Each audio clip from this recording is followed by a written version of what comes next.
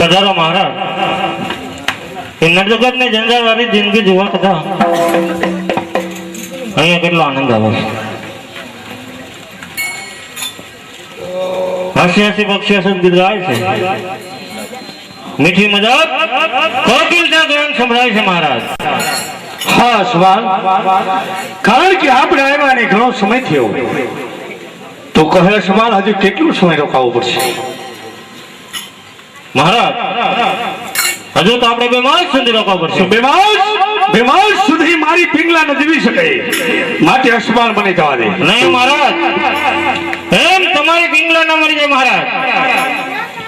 જો ગંગાને પૃથ્વી પર લાવી હોય મહારાજ તો આપણે ભગીરથ બનવાનું પડે મહારાજ. અને હજુ ઘણા પક્ષીની બોલીનો અનુભવ કરવાનો છે, ઘણા પક્ષીની બોલી જાણવાની છે મહારાજ. જો મહારાજ સામાન્ય ઝાડ ઉપર કેવા સરસ પક્ષી બોલે છે. એમ સાગરિયા મોથે બળો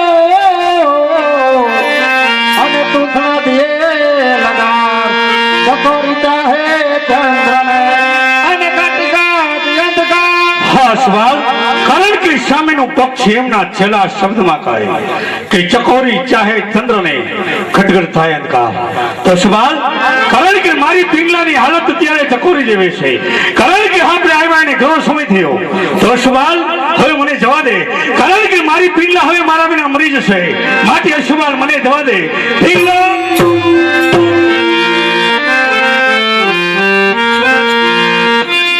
નહીં મહારાજ, એમ તમારી પિંગલા ના મરી જાય મહારાજ.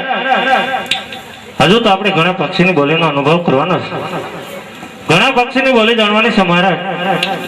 જુઓ મહારાજ સામેના ઝાડ ઉપર કેવા સરસ પક્ષી. એ મમા તું કર છોડે કમરને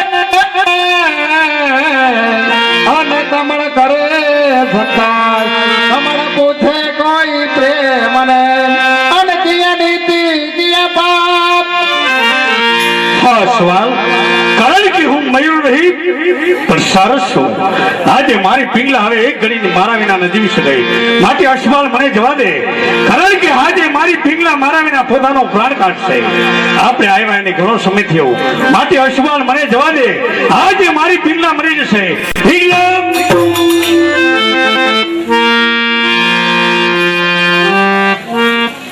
નહીં મહારાજ, એમ તમારી પિંગલા ન મરી જાય મહારાજ. હજુ તો આપણે ઘણા પક્ષીની બોલીનો અનુભવ કરવાનો છે મહારાજ. આપ દિવસે ને દિવસે પાગલ બનતા જાઓ છો મહારાજ. જો મહારાજ સામેના ઝાડ ઉપર કેવો સરસ. એમ જોડ તૂટે તો ન દિવે અને નીચે ચતુરા સુના સારસ વિના સાર છે અને દુરી દુરી કાઢે પ્રાણ. હા સવાલ, કારણ કે સામેનું પક્ષ એમના છેલ્લા શબ્દમાં કહે કે સરસ વિનાની સારસી ઝુરી ઝુરી મરી જાય છે, તો સવાલ આજે મારી પિંગલા મરી જશે, કારણ કે આપણે આવ્યા એને ઘણો સમય થયો છે, તો હવે મારી પિંગલા એક ઘડીને જીવી શકે, માટે સવાલ મને જવા દે. છટક્યો કોઈ હરકત નહીં. હું કોને કે ગુરુ છું, મસંદર નાથનો શિષ્ય જતી ગૌરવ. ગમે એમ કરી મારી માયા જાળમાં ફસાવી ભરથોરાને લઈને મારા આશ્રમમાં પાછો જઈ, પરંતુ આ કાવ્ય ગાનાર કોણ છે?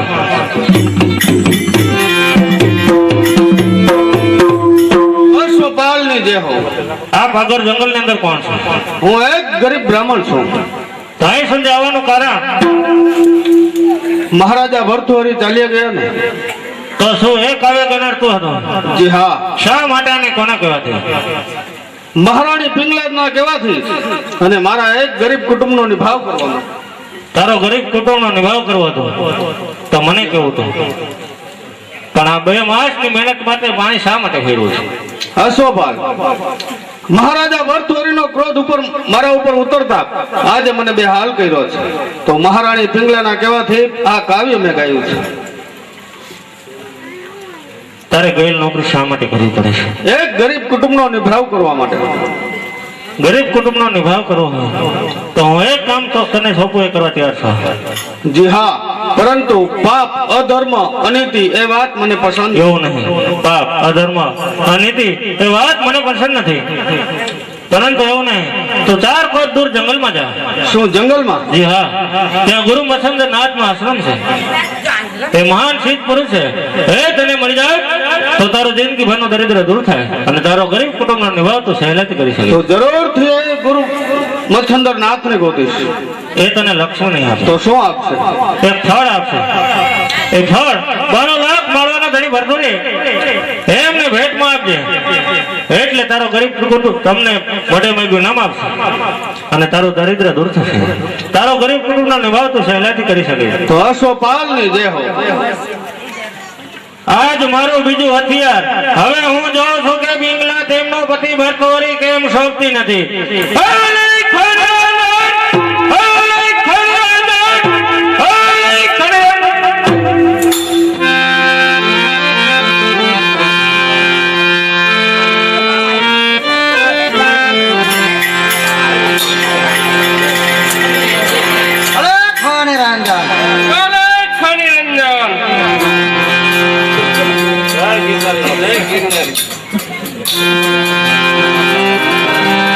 ગુરુદેવના ચરણમાં એક ગરીબ બ્રાહ્મણના પ્રણામ.